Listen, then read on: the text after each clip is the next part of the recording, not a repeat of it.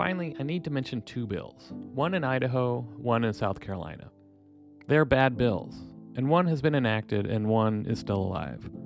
The Idaho bill, which has been signed by the governor and takes effect in July, reinforces the use of the state's adoption registry, is prospective only, and creates and supports redaction rights for parents. Ironically, it's similar to the bad bill first introduced in Vermont, and as far as anyone can tell, it had zero organized adoptee support, other than out-of-state actors who cheerleaded the bill and still believe it is a good thing. It's not. The South Carolina bill is an example of what actually happens when you agree to prospective-only bills like Idaho's.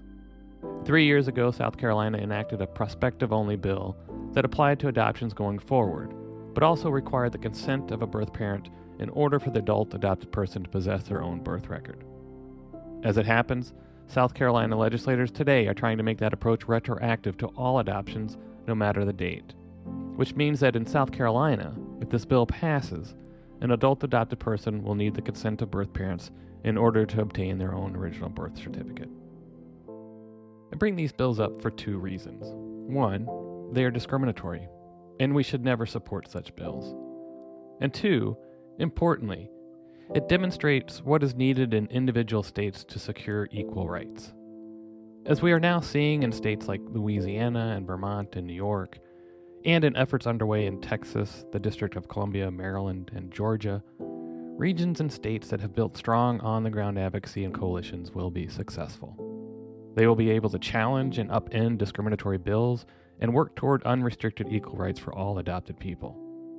This was not present in Idaho or South Carolina. Instead, advocates who were not impacted by the bill sought to, quote, do something, and encouraged legislators to draft and introduce new bills without any ground game available to assure the bills remain centered on equality for all adopted people. This is wrong, and it is up to us, as adoptee advocates and allies, to challenge future attempts to undermine equality for all adopted people by saying no to unorganized and unaccountable efforts that have no support in our community. It is not right to do something when that something makes us all less equal.